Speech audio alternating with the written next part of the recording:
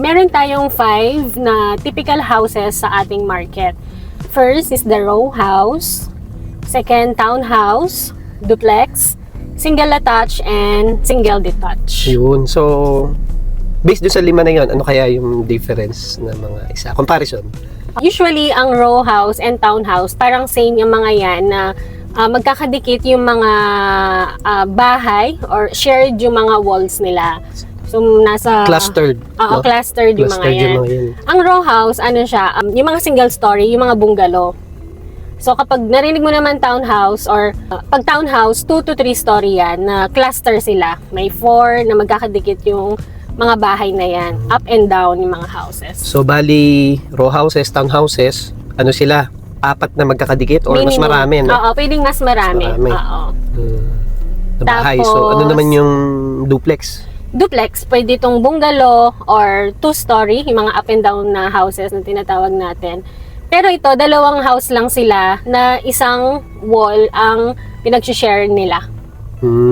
Ganun siya. So, bali, shared wall, pero typically 2 magkadikit. 2 lang, kaya duplex. Ganun Yun, siya. so ganun pala. Ngayon, ano pa yung another? Detach?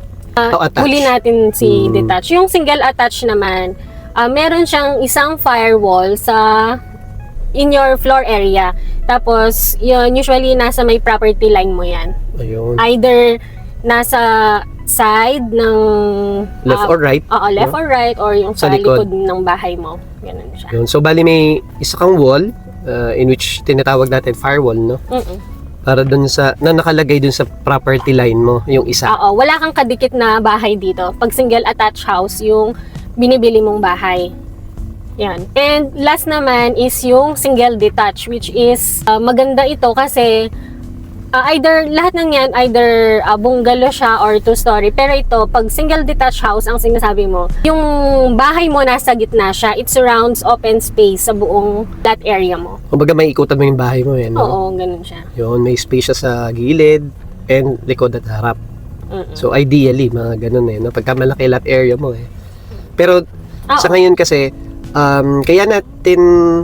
I think kaya natin na-share to, no? Kasi para makater natin yung mga needs ng mga clients natin. Actually, syempre depende sa need and also sa the budget. Yes, Yan, yun yung importante. Ako gusto ko yung single detached, pero di pa kaya ng budget. So, yan. So, ano kasi? depende. Oo. Yun, depende sa need at saka nga dun sa budget natin. So, ang ibig sabihin lang po niyan, kami as Ashbrick, ano po, Realty, ito po, na-offer namin lahat ng mga types of houses na to sa mga developers partner namin.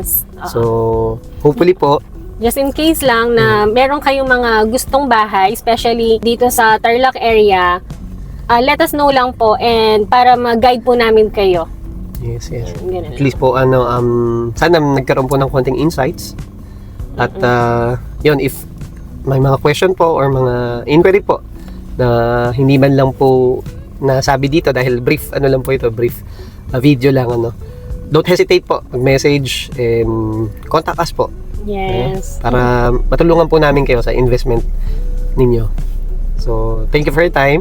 Yes po.